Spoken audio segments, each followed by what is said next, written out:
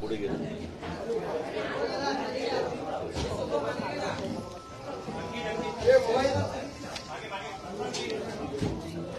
लावून ठेवून दे.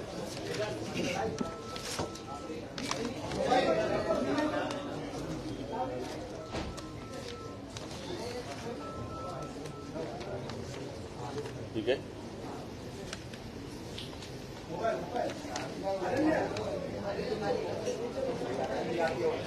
Light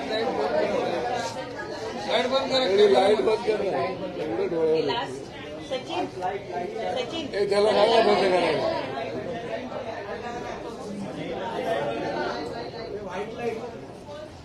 white light बंद करा.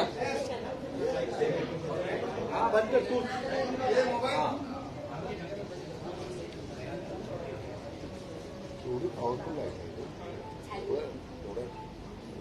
मला तर मी इथूनच जातो. हो.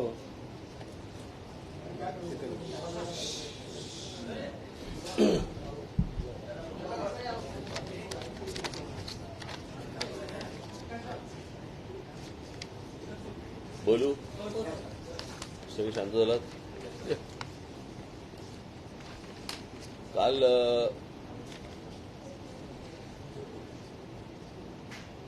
सह्याद्रीला काल सन्माननीय मुख्यमंत्री, सन्माननीय मंत्री दादा भुसे, इतर सर्व त्यांचे अधिकारी आणि या सर्वांची एक काल बैठक झाली. त्या बैठकीनंतर काही गोष्टी तिथे ठरल्या.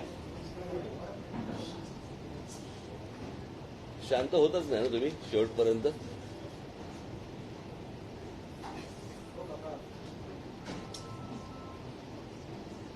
तू खाली बस रे. आता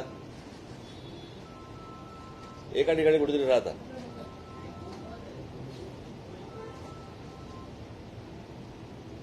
इतक्या प्रेस कॉन्फरन्स हँडल करून पण तुम्हाला सेन्स येतच नाही ना.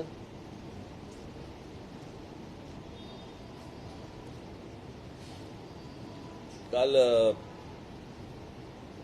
तिथे सगळ्या काही गोष्टी ठरल्या, परंतु त्या लेखी स्वरूपामध्ये या काही तिथे आल्या नव्हत्या. आणि मग तिथे असं ठरलं की उद्या म्हणजे आज अशी एक बैठक घेऊन त्या सगळ्या लेखी स्वरूपामध्ये तुमच्यासमोर गोष्टी आणाव्यात. मी थोडीशी पार्श्वभूमी तुम्हाला एवढ्यासाठी देतोय मुद्दामून का हा मुळात विषय मी काल 9 वर्षानंतर मी या विषयासाठी सह्याद्रीमध्ये अतिथीगृहामध्ये मी गेलो. मी जेव्हा 9 वर्षापूर्वी गेलो होतो त्यावेळेला तिथे पृथ्वीराज चव्हाण होते मुख्यमंत्री, आणि त्यावेळेला माझ्यामध्ये मी चुकत नसेल छगन भुजबळ होते. पीडब्ल्यूडी छगन भुजबळ होते. त्याला काही गोष्टी ठरल्या, त्या सुरू झाल्या. मग त्याच्यानंतर पुढे काही परत त्याच वेळेला मला समजलं होतं की साधारणपणे या टोलच्या संदर्भामधली जी काही अॅग्रीमेंट्स आहेत, सरकारने केलेली अॅग्रीमेंट्स आहेत, ती 2026ला संपत आहेत. त्याच्यामुळे ती काय माझ्यासाठी नवीन गोष्ट नव्हती, परंतु त्याच्यामध्ये कोणत्या कोणत्या प्रकारच्या सुधारणा व्हायला पाहिजे होत्या किंवा व्हायला पाहिजेत ह्या ज्या मी सूचना केल्या होत्या. कारण त्यातली काही जी 2000 साली जी काही अॅग्रीमेंट झाली होती त्या अॅग्रीमेंटमध्ये देखील काही चुकीच्या गोष्टी आहेत. त्या देखील त्यावेळेला सांगितल्या गेल्या होत्या, आजही या सरकारला सांगितल्या गेलेल्या आहेत. परंतु ती सगळी अॅग्रीमेंट्स ही सगळी बँकांबरोबर झालेली असल्यामुळे त्याच्यामुळे आता 2026 पर्यंत तुम्हाला काही करता येत नाही. पण त्याच्यामध्ये कोणकोणत्या सूचना किंवा सुधारणा या गोष्टी व्हायला पाहिजे होत्या, ज्या झाल्या नाही किंवा थांबल्या गेल्या, पुढे काही होऊ शकलं नाही. आणि मग पुन्हा तो 9 वर्षानंतर विषय परत ऐरणीवरती आला. तो ऐरणीवरती येण्याचं कारण म्हणजे ठाण्यामधल्या 5 ज्या एंट्री पॉईंट्स आहेत तिथे पैसे वाढवले गेले आणि आमचा अविनाश जाधव आणि आमचे सर्व सहकारी तिकडे उपोषणाला बसले आणि परत तो विषय टोलचा ऐरणीवरती आला. त्यास तुम्हाला आठवत असेल तर मी तिकडे गेलो, अविनाशला मी ते उपोषण सोडायला सांगितलं आणि सोडायला सांगितल्यानंतर मी पत्रकारांशी आपल्याशी सगळ्यांशी बोललो की या संदर्भामध्ये मी 2 दिवसात मुख्यमंत्र्यांशी बोलेन. नेमकं त्याच वेळेला महाराष्ट्र राज्याचे उपमुख्यमंत्री देवेंद्रजी फडणवीस यांनी एक स्टेटमेंट केलं की महाराष्ट्रामध्ये कोणत्याही टोलवरती 4 चाकी वाहनांना 3 चाकी वाहनांना टोलच नाहीये. आता हे अशा प्रकारचं स्टेटमेंट त्यांच्याकडनं आल्यानंतर सगळ्या ठिकाणी चलबिचल सुरू झाली की म्हणजे हे आजपर्यंत आम्हाला फसवलं गेलं की काय, की सरकार म्हणते की आम्ही टोल वसूलच करत नाही आहोत, म्हणजे सरकारकडे पैसे जात नाहीयेत, फक्त जे टोल वसूल करतात त्यांच्याकडेच पैसे जातात की काय. याच्यानंतर काही ठिकाणी आंदोलनं झाली आणि वगैरे काही गोष्टी झाल्या. त्या दरम्यान माझं मुख्यमंत्र्यांशी बोलणं झालं आणि कालची वेळ ठरली त्याप्रमाणे आम्ही तिकडे गेलो. परंतु ते नंतर कळलं की ते काय स्टेटमेंट होतं फडणवीसांचं, या टोलच्या संदर्भात हा म्हणजे मुंबईचे एंट्री पॉइंट्स, त्याच्यासोबतच मुंबई पुणे एक्सप्रेस हायवे यासाठी त्या काळामध्ये एक समिती नियुक्त करण्यात आली होती. हे वगळून त्या काळामध्ये इतर टोलच्या संदर्भात तो निर्णय झालेला होता. आता विषय असा आहे की MSRDC, PWD आणि इतर काही जे टोल नाके आहेत याच्यावरती हे आता हे एंट्री पॉइंट आणि एक्सप्रेसवे हे जर सोडलं तर बाकीच्या ठिकाणच्या टोल नाक्यांवरती ह्या 4 चाक्यांना मुभा आहे का टोल न भरण्याचं, हे देखील आपल्याला चेक करायला लागेल. या सगळ्या गोष्टी त्याच्यावरती उपमुख्यमंत्री बोलले. आज आमचं इथे जे बोलणं झालंय त्याच्याप्रमाणे कोणकोणत्या गोष्टींच्या सुधारणा या सगळ्या टोल नाक्यांवरती व्हायला पाहिजेत. मला असं वाटतं इथे ते त्याचे ते म्हैसकर आणि ते जय महेश्वर ती मंडळी पण इथे आली होती. टोल हा जर समजा तुम्ही घेणार असाल तर लोकांना कोणकोणत्या प्रकारचे तुम्ही तिकडे फॅसिलिटीज, सोयी सुविधा तुम्ही दिल्या पाहिजेत.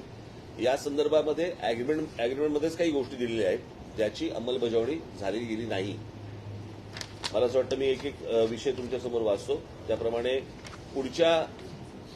पुढचे 15 दिवस ज्याला आपण अकाउंटेबिलिटी म्हणतो की साधारणपणे दर दिवसाला वाहन संख्या वाढते आपल्याकडे प्रत्येक शहरांमध्ये, आणि ही वाहन संख्या किती वाढते हे मला स्वतः आरटीओला माहिती आहे, परंतु वाहन संख्या टोल नाक्यावरनं किती जातात याचा काही आकडा उपलब्ध नाही आणि तेही काही सांगत नाही. त्याच्यामुळे काल सरकारने, मंत्री महोदयांनी आज निर्णय घेतला की पुढचे 15 दिवस या सर्व एंट्री पॉइंट्स वरती सरकारतर्फे कॅमेरा लावले जातो आणि त्यांच्याबरोबर आमचे देखील कॅमेरे लागतील पक्षाचे, की जेणेकरून किती गाड्यांची ये जा होते आहे या गाड्या मोजल्या जातील. कारण दर दिवशी जर लोक समजा गाड्यांची संख्या वाढते आहे, बरोबर आहे, त्याच्यात हे टोल पण वाढवणार आणि गाड्यांची संख्याही वाढणार, म्हणजे हे किती काळ चालू राहणार हे एकदा आपल्याला समजा नागरिक म्हणून आपल्याला कळलं पाहिजे, बरोबर आहे. त्याच्यामुळे ही व्हिडिओग्राफी उद्यापासून सुरू होईल, बरोबर. करारात नमूद केलेल्या सर्व सोयी सुविधा म्हणजे स्वच्छ प्रसाधनगृह पुरुषांसाठी आणि महिलांसाठी, स्वच्छ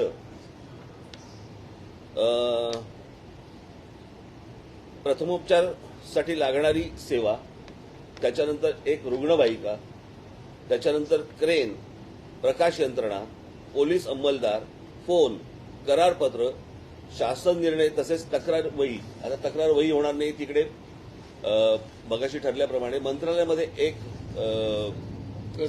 सेल उभा केला जाईल की या सगळ्या टोल नाक्यांवरती सीसीटीव्ही फुटेज, सीसीटीव्ही कॅमेरे जे लागले जातील त्याची संपूर्ण तिथे मंत्रालयामध्ये वॉच ठेवला जाईल, कळलं का. त्याचबरोबर तिथे एक नंबर दिला जाईल, मोबाईल नंबर, की या टोल नाक्यांवरती लोकांना काय प्रकारचा त्रास होतोय किंवा काय. मी येतोच आहे पुढे, ज्याच्यामध्ये फास्ट ट्रॅक पण येणार आहे विषय, पण काय प्रकारचा त्रास होतोय लोकांना उद्या त्या नंबरवरती मेसेज करून तिथे सरकारला कळवता येईल. आणि ही यंत्रणा MSRDC मध्ये लागणार नाही, ही मंत्रालयात लागेल की कोणकोणत्या प्रकारचे त्रास होत आहेत तिथे लोकांना. तर या सुविधा ज्या आहेत या तात्काळ तिथे सर्व टोल नाक्यांवरती केल्या जातील.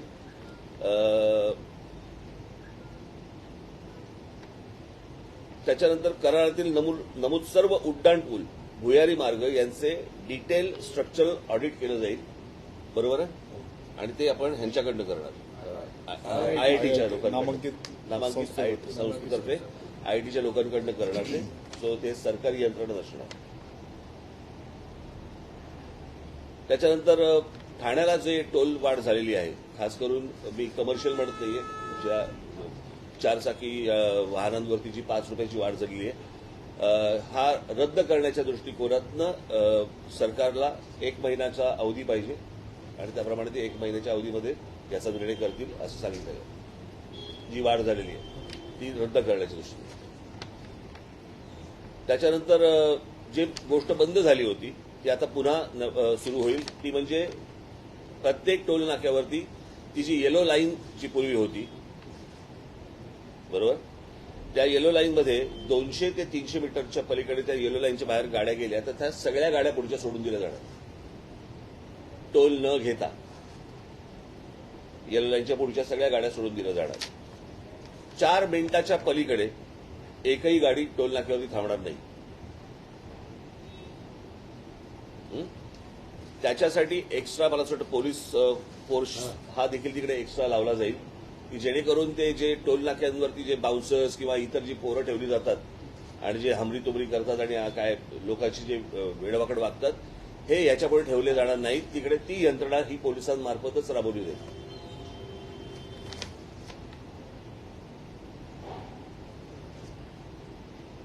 त्याच्यानंतर ती 6 नंबर टोल नाक्यावरती जर समजा फास्ट ट्रॅक हा चालला नाही त्यांचा, बरोबर आहे, तर तुम्हाला एकदाच तिथे पैसे भरावे लागतील. एक तर काय करतात हे तिकडेही पैसे वसूल करतात आणि पुढेही तुम्हाला मोबाईलवरती ते फास्ट ट्रॅकचं हे येतं की किती पैसे भरा. तो दोन-दोनदा होणार नाही, ते एकदाच भरले जातील. आणि हे जर समजा 2-2दा भरले गेले तर तुमच्याकडे कंप्लेंटचा जे नंबर दिलेला आहे त्याच्यावर तुम्ही इमिजिएटली ही कंप्लेंट करू शकता. हा, त्याच्यानंतर मोठ्या प्रमाणात कितीचं टेंडर आहे, कितीचा टोल आहे, म्हणजे टोल आकडा किती आहे, काय 1000 कोटी असेल, तो आकडा दिला जाईल. रोजचे वसूल किती होत आहेत आणि आता उरलेत किती, हे मोठ्या बोर्डावरती रोजच्या रोज डिजिटली तुम्हाला सांगितलं जाईल लोकांसाठी दोन्ही बाजूला. की तुम्हालाही कळेल की किती पैसे आपण आतापर्यंत जमा झालेले आहेत, किती जमा व्हायचे आहेत आणि आज दिवसभरामध्ये किती जमा झाले आतापर्यंत, हे तुमच्या समोर येईल.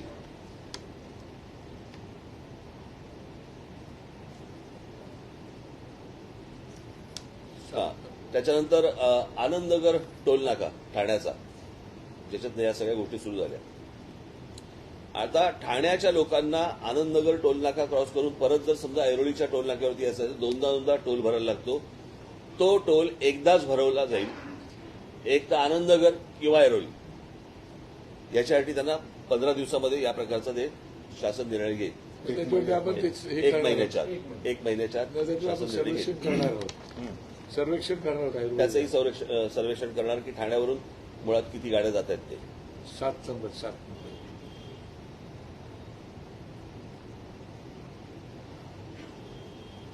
हा, त्याच्यानंतर मुंबई महानगरपालिकेत असणाऱ्या मुलुंडच्या हरिओम नगर परिसरात राहणाऱ्या रहिवाशांसाठी मुलुंड म्हाडा कॉलनीमधून पूल बांधला जाईल आता तात्काळ, की जेणेकरून त्यांना तिथे टोल भरायला लागणार नाही. त्याच्यानंतर संपूर्ण महाराष्ट्रामध्ये आता काय झालंय, महाराष्ट्रामध्ये जे रस्ते आहेत, मगाशीच आमचं बोलणं चालू होतं की महाराष्ट्र सोडला आणि इतर राज्यात गेलो की आपल्याला गुळगुळीत रस्ते मिळतात. पण महाराष्ट्राने काय घोडं मारले, महाराष्ट्रामध्ये आल्यावरती अशा प्रकारची गोष्ट का होते. आणि त्याच्यामध्ये काय आहे, राज्य सरकार, केंद्र सरकार आणि महानगरपालिका, नगरपालिका ह्यांचे एकमेकांशी असलेल्या जे काही गोष्टी आहेत ह्याची एकत्र बैठक होत नाहीये. मी काल मुख्यमंत्र्यांना पण हेच गोष्ट सांगितली की ही जोपर्यंत एकत्र बैठक होत नाही, काय होतंय आता, हे राज्य सरकार म्हणतं नाही ते केंद्राकडे रस्ता जातो, आम्ही काही करू शकत नाही, मग हा राज्याकडे जातो, मग महानगरपालिका म्हणतात महानगरपालिकेकडे जातो. हे असं करून चालणार नाही, ते एकत्रित याचा निर्णय करावा लागेल. ज्या नॅशनल हायवेज आहेत, या नॅशनल हायवेवरती कायद्यानुसार तिकडचा जो टोल घेणारा जो माणूस आहे, तिकडचा जर रस्ता खराब असेल तर त्या ठिकाणचा टोल हा रद्द करता येतो, कळलं का. आणि या संदर्भामध्ये मला असं वाटतं राज्य सरकार केंद्र सरकारशी आता पुढच्या 15 दिवसामध्ये बोलतील.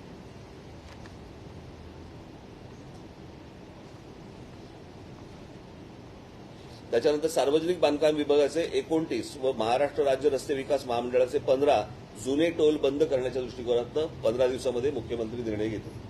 सर एक परत एकदा सार्वजनिक बांधकाम विभागाचे 29 हे मागणी आहे तुमची. हो आपली मागणी आहे. हो बरोबर आहे, मागणी आहे, बरोबर आहे. परंतु त्याच्या संदर्भातच काल मुख्यमंत्री बोलले की एका महिन्याच्या आत तुम्हाला मी त्याचा निर्णय सांगतो. आणि महाराष्ट्र राज्य रस्ते विकास महामंडळाचे 15 जुने टोल आहेत. जुने टोल आहेत.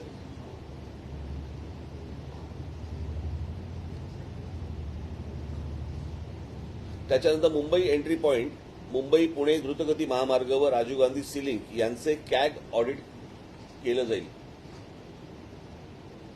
ही आमची मागणी आहेच, पण ती आम्ही मुख्यमंत्र्यांकडे लावून धरलेली आहे. त्याचं कॅग ऑडिट केलं जाईल. आणि सगळ्यात महत्वाचा म्हणजे लोकांना सर्वात जास्ती त्रास होणारा म्हणजे जी जड अवजड वाहनं आहेत ही कोणत्याही लेनमध्ये येतात, त्या संपूर्ण वाहनांना याच्यापुढे महिन्याभराच्या आत, हा दादांनी दिलेला शब्द आहे, महिन्याभराच्या आत ते शिस्त लावतील. बरोबर ना? हो बोललात ना? हो. साहेब 7 नंबर म्हणजे आपण सगळ्यांची जबाबदारी येते. 7 नंबरचं हा, त्याच्यानंतर टोल प्लाझा परिसरात राहणाऱ्या नागरिकांना सवलत मासिक पास उपलब्ध करून दिले जातील. ते करारनाम्याच्या अटी शर्ती जे नियम असतील त्याप्रमाणे केलं जाईल. ठीक आहे.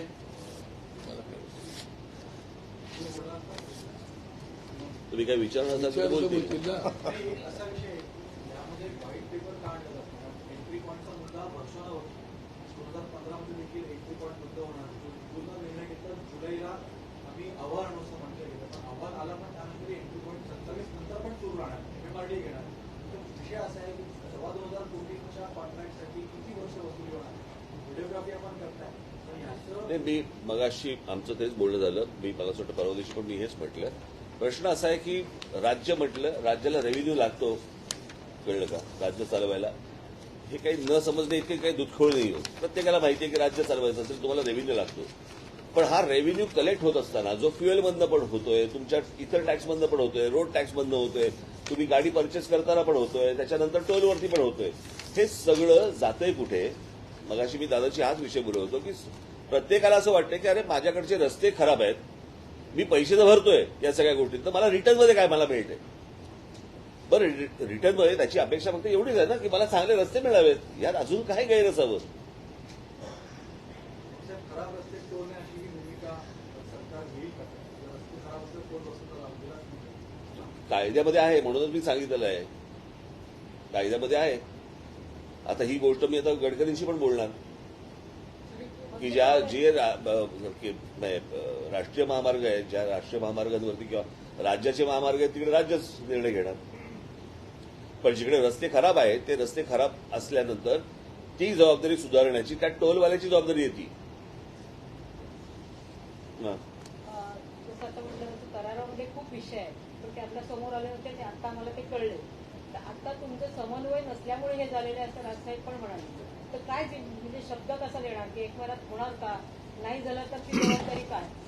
नाही, मला असं वाटतं, मी या संदर्भात मी ह्यांच्या बाजूने बोलतो असं नाहीये. मला असं वाटतं राज्य सरकारच्या अखत्यारीमधल्या ज्या गोष्टी आहेत, मला असं वाटतं याच्या बाबतीत हे निर्णय करू शकतात. समन्वयासाठी कोणी व्यक्ती नाही. समन्वयासाठी नाही, आता मलाच फोन करायला लागेल. त्याच्यामुळे झाले समन्वयासाठी कोणी असणार नाही. जबाबदारी कोण? म्हणजे आज तुम्ही आलाय, पण हे सगळं करारात असताना झालं नाहीये.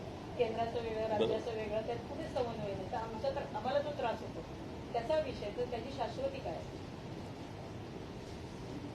काल माननीय मुख्यमंत्री महोदय एकनाथजी शिंदे साहेबांच्या उपस्थितीमध्ये आदरणीय राज ठाकरे साहेबांच्या शिष्टमंडळाशी काल सविस्तर चर्चा झालेली आणि त्यामध्ये अनेक मुद्द्यांवर कालही चर्चा संपन्न झाली आणि त्याचाच एक भाग म्हणून आज सकाळी 8 वाजता बैठक घेण्याचा आणि प्रत्येक मुद्द्यावरही चर्चा करून निर्णय करण्याचं ठरलं होतं.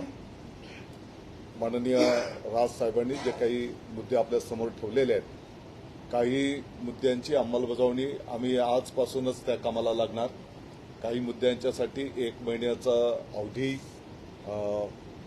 कारण काही संख्या किंवा आपण आता जसा मुद्दा उपस्थित केला त्या अटी शर्ती करारनाम्यातल्या ज्या ज्या काही आहेत निश्चितपणे त्याची अंमलबजावणी करणं ही आमची पण जबाबदारी आहे आणि ती आम्ही निश्चितपणे करणार. मला वाटतं की एक सकारात्मक भूमिका माननीय मुख्यमंत्री महोदयांची या सर्व संदर्भामध्ये आहे.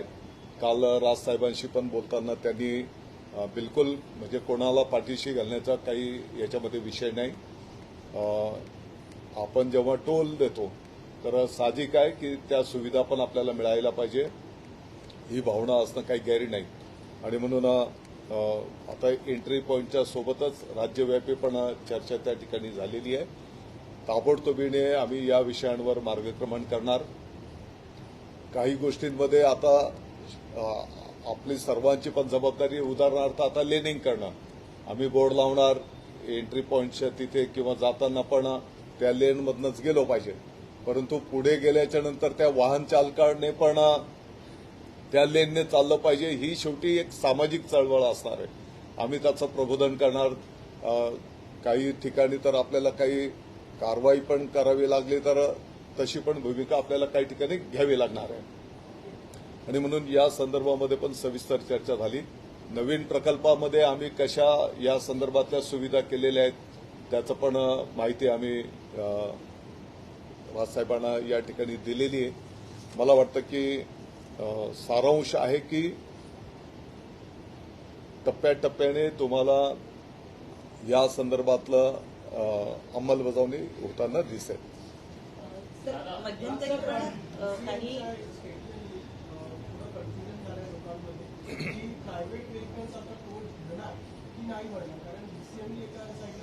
माझ्यासाठी पण तो धक्काच होता.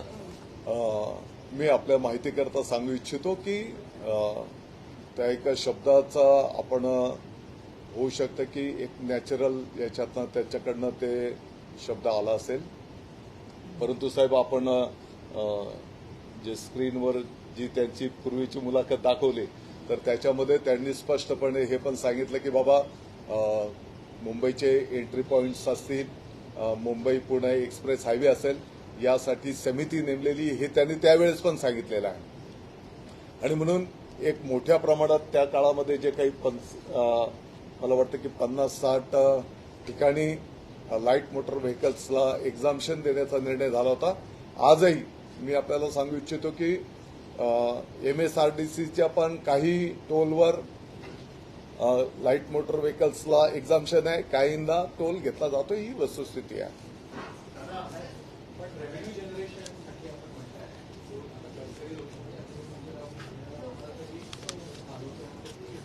टोल बंद होणार टोल बंद होण्याचा विषय नाहीये पण वर्षानुवर्ष आपण त्याची वसुली करतो.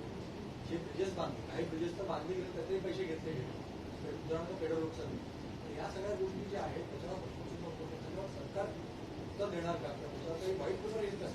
मला वाटतं की या सर्व गोष्टींचं प्रारूप 2002 पासून आणि नंतरचा करारनामा 2010 मध्ये तर त्या काळामध्ये या सर्व गोष्टींचा अभ्यास करूनच निर्णय केला गेलेला आहे. कालच्या चर्चेमध्ये हे पण समोर आलं की अनेक तक्रारदारांनी या संदर्भामध्ये माननीय न्यायालयात अगदी माननीय सर्वोच्च न्यायालयापर्यंत पण विषय गेले आणि त्याच्यामध्ये पण न्यायनिवाडा त्या ठिकाणी झालेला आहे. आपण काही याच्यामध्ये काही नकारात्मक न घेता ज्या सूचना आहेत शेवटी नागरिकांच्या सोयीसुविधांच्यासाठी आणि ते पैसे देतात तर त्या सुविधा त्यांना मिळायलाच पाहिजे यामध्ये कोणाचं दुमत असण्याचं काही कारण नाही. कदाचित त्या काही गोष्टी अपूर्ण राहिल्या असतील तर त्या आम्ही ताबडतोबीने पूर्ण करण्याचं मार्गक्रमण करू. यातला एक महत्वाचा मुद्दा आहे तो स्वतःचा गृहांचा त्याला जोडून माझा प्रश्न असा आहे की राज्यातले काही टोल नाके असेल की जे ऑपरेट करणाऱ्या ऑपरेटर्सकडून स्थानिक गुंडांना तिथे वसुलीसाठी ठेवण्यात आलेलं आहे. विशेषतः शिवापूर, सातारा, ठाणे, नवी मुंबई अशा भागामध्ये या कॉन्ट्रॅक्टर्सकडून स्थानिक गुंड जे छोटे मोठे गुन्हेगारी करतात त्यांना आपल्याकडे कामावर ठेवलेलं आहे आणि ते सर्वसामान्य नागरिकांची पहिली भाषा दादागिरीची करतात.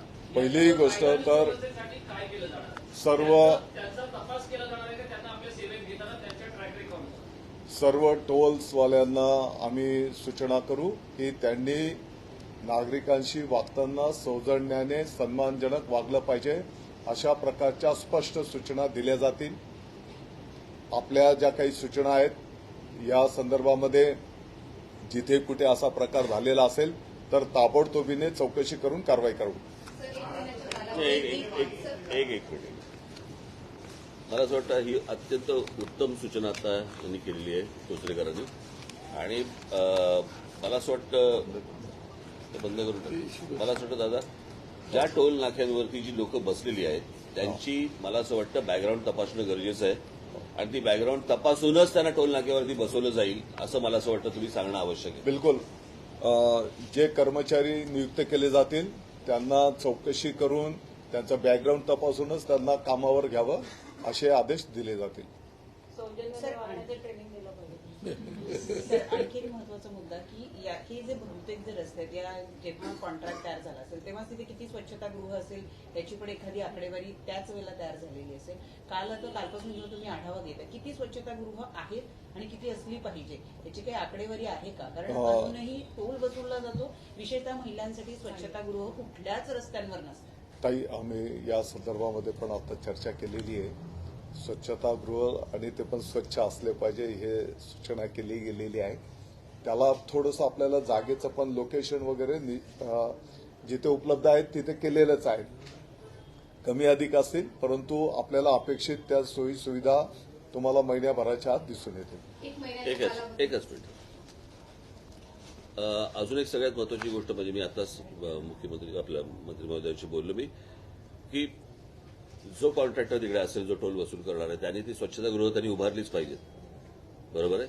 पण आम्ही आमच्याकडनं प्रत्येक टोल नाक्याला आता या खास करून या एंट्री पॉईंट्सना कळलं का आणि मुंबई पुणे एक्सप्रेस हायवेला आणि कुठे जेवढं शक्य होईल तसं असं प्रत्येक एंट्री पॉईंटला आम्ही जाताना आणि येताना अशी दोन आम्ही काय म्हणतो स्वच्छतागृह आम्ही कंटेनरमधनं साधारणपणे महिलांसाठी 10 आणि पुरुषांसाठी 10 असं एका बाजूला, दुसऱ्या बाजूला पुरुषांसाठी 10 आणि महिलांसाठी 10 असं हे आमच्यातर्फे आम्ही देणार आहोत.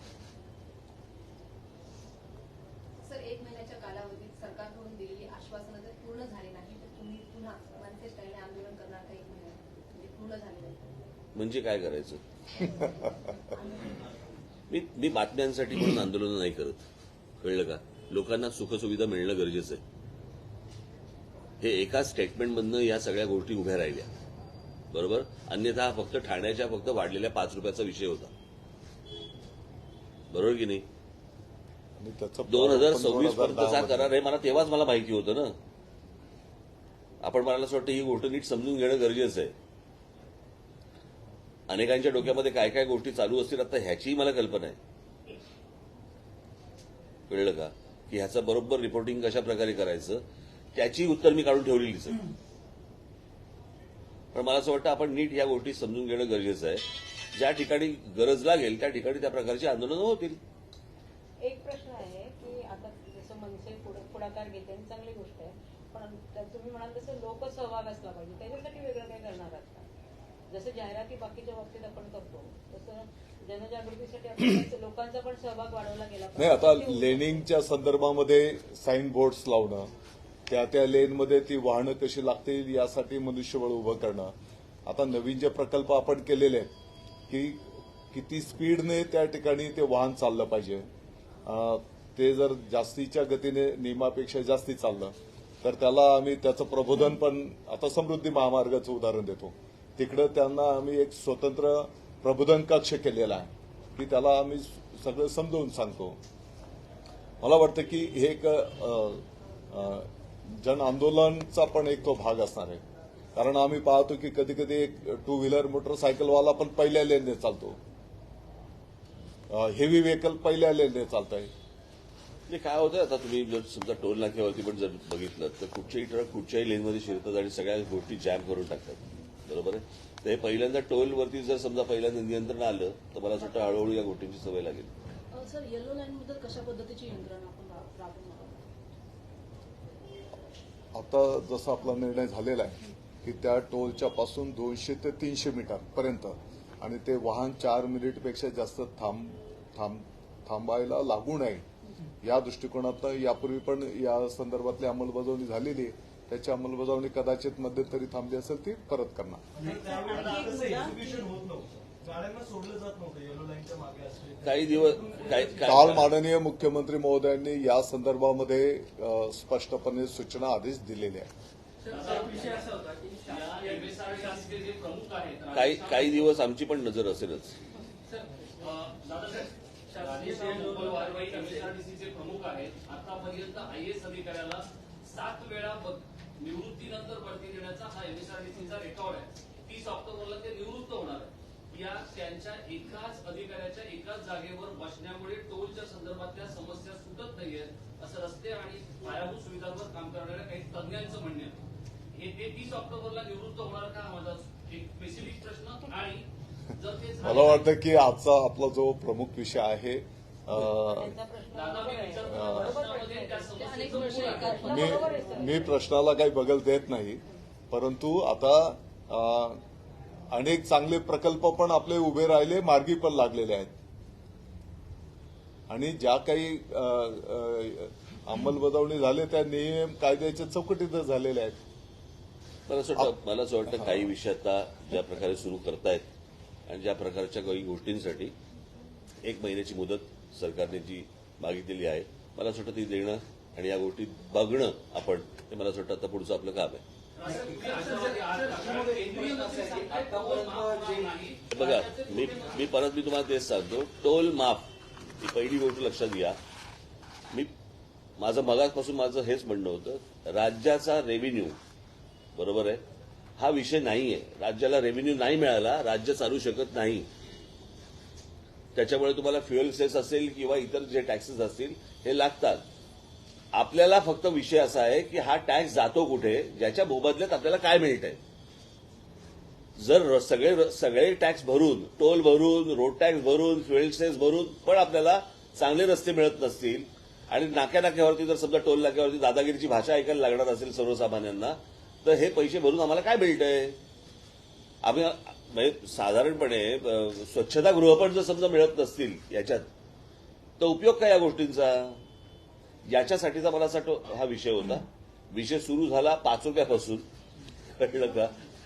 सो केला त्याचं प्रारूप 2010 मध्येच झालं. हा, म्हणजे ते जुनं आहे ते. आणि त्या सगळ्या अग्रीमेंटमध्ये काही चुकीच्या गोष्टी आहेत ज्या आता सरकारला बदलणं किती शक्य आहे मला माहिती नाही, कारण ते झालेले बँकांबरोबरचे व्यवहार आहेत.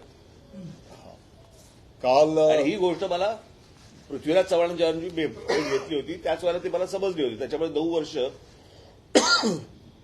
ज्या काही सूचना करता येतील तेवढ्या केल्या, परंतु आता हा विषय परत ऐरणीवरती आला. आमच्या अविनाशने परत तो 5 रुपयाची वाढ झाली, त्याच्यामुळे तो परत वरती आला. आता आपण थोडंसं वाइंड अप करतोय म्हणून एकदा परत सांगतो. आणि त्याच्यात फडणवीसांचं स्टेटमेंट आलं, त्याच्यामध्ये परत ते सगळं उसळलेलं. नाही, पण महिन्याभरात जर अंमलबजावणी झाली नाही की विषय पुढे काय. कारण जेव्हा मनसे अध्यक्षांनी जाऊन विषय घेतला, अगदी मंत्री समजा एखाद्या मंत्री घरी येत आहेत, सगळ्या लोकांना सांगतात, पण महिन्याभरात जर अंमलबजावणी झाली नाही तर पुन्हा एका मनसेला विषय घ्यावा लागेल. समजा एखाद्या विषयामध्ये आपण महिना 30 दिवस 31 दिवसाचा बोलतो, आपल्याला जर दिसतंय की या विषयामध्ये पॉझिटिव्हली मार्गक्रमण होतंय, आणखी 2 दिवस लागतायत, एक घडीभर सांगतो मी, आपला प्रतिसाद किंवा त्या बाबीची अंमलबजावणी करण्याची भूमिका जर पॉझिटिव्ह आहे तर मला वाटतं की पुढच्या प्रश्न निर्माण होणार नाही. अजून एक छोटी गोष्ट सांगतो की काही आज घरी आलेत बिरी आलेत हा विषय नाहीये, परंतु दादांना मी खूप जुनं ओळखतो. सरळ माणूस आहे, सज्जन माणूस आहे, आणि त्याच्यामुळे मला आशा आहे की काही गोष्टी होतील का. मुख्यमंत्री महोदयांच्या पण याच भावना आहेत. आणि ते तर मुख्यमंत्री तर ह्याच्या विरोधात कोर्टात गेले होते आणि आज पण आहेत. त्याच्यामुळे ते देखील या विषयामध्ये तेवढेच कडवट आहेत असं मला वाटते. कालच्या त्यांच्या बोलण्यातनं दिसेल, आपल्याला सगळ्या गोष्टी दिसतील. दादा, मला एक शेवटचा प्रश्न. साखरेच्या प्रश्नावर शरद पवारांच्या घरी केंद्रीय सचिवांपासून अनेक मोठे अधिकारी गेल्याची घटना काही महिन्यांपूर्वी घडली होती, कारण प्रश्न तेवढा मोठा होता. आज तर राज्यात थेट तुम्ही कॅबिनेट दर्जाचे मंत्री असताना राज ठाकरे साहेबांना भेटायला आलेला की ज्यांचा फक्त एक आमदार आहे. तुमची नेमकी भावना काय. मी देऊ उत्तर, मी देऊ. मला असं वाटतं सरकारचं एक लाईन आहे की शासन आपल्या दारी.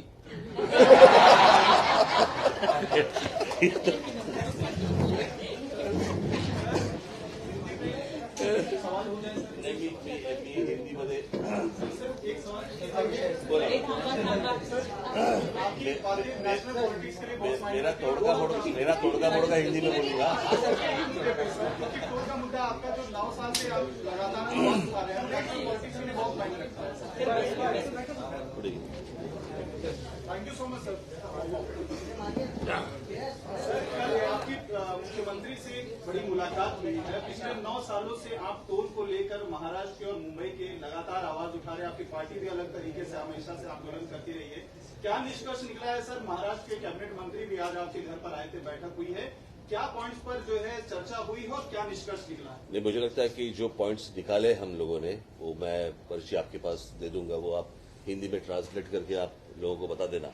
लेकिन ये 9 साल से ये मुद्दा हम लोग उठा रहे हैं। 9 साल हुए, उसके पहले हम लोग श्री पृथ्वीराज चौहान जब चीफ मिनिस्टर थे उनके पास हम लोग गए थे। उसी वक्त हमको पता चला था कि ये 2026 तक का मामला है कि एग्रीमेंट हो चुका है सरकार का और बैंक का।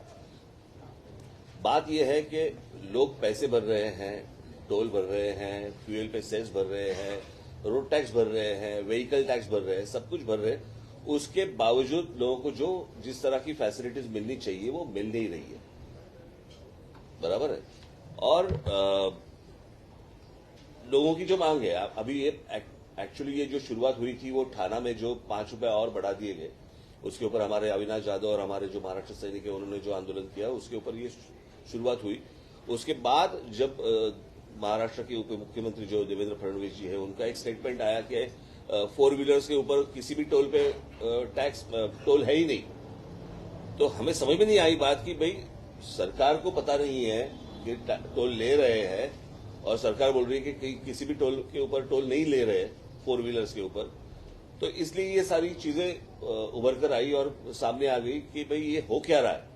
फिर मैं वापस हम लोग कल मुख्यमंत्री जी के पास गए, उनके साथ बातचीत हुई और फिर कौन सी इन सारी चीजों में सुधारणा होनी चाहिए इसके ऊपर हमारी बात हुई और उसमें 10-15 मुद्दे निकले हैं। वो मैं पर्ची आपके पास देता हूँ, वो ट्रांसलेट करके आप मुझे लगता है लोगों को बताइए। सर, टोल के साथ साथ बदहाल सड़कों का भी एक मुद्दा आप लगातार उठाते रहे हैं। मुंबई गोवा हाईवे सबसे बड़ा उसका उदाहरण है। आप हमेशा से उसके लेकर आवाज उठाते रहे। टोल बराबर लोगों से भरे जाते हैं लेकिन रोड की जो हालात है जी बिल्कुल, वो मैं सही तरीके वो से हर नहीं बन रहे हैं। बिल्कुल, ये कल मैंने मुख्यमंत्री जी से भी कहा कि हम लोग जब महाराष्ट्र छोड़ते हैं तो बहुत अच्छे रास्ते मिलते हैं हमें, तो महाराष्ट्र में क्यों नहीं मिल रहे? यदि महाराष्ट्र में देखा जाए तो डीजल और पेट्रोल के रेट भी ज्यादा है, बराबर है। उसके बावजूद अगर हमें ये सारी फैसिलिटीज नहीं मिल रही है तो क्या करना चाहिए? तो अभी कुछ चीजें हैं जिन्होंने अभी मंत्री महोदय दादा यहाँ पे आए थे तो उन्होंने कहा कि कुछ चीजें अभी शुरू कर देंगे वो, और कुछ चीजों के लिए उनको 1 महीने का वक्त उनको चाहिए। तो मुझे लगता है कि हमें जरूर देना चाहिए, क्योंकि जैसे नितिन गडकरी जी ने कहा था कि टोल कभी खत्म नहीं होगा। अभी कभी खत्म नहीं होगा का मतलब क्या है मुझे पता नहीं, लेकिन एग्रीमेंट के हिसाब से 2026 को ये खत्म हो रहा है। आगे देखते क्या होता है। सर, टोल पर अभी बस मैं इतना हिंदी था मेरे पास।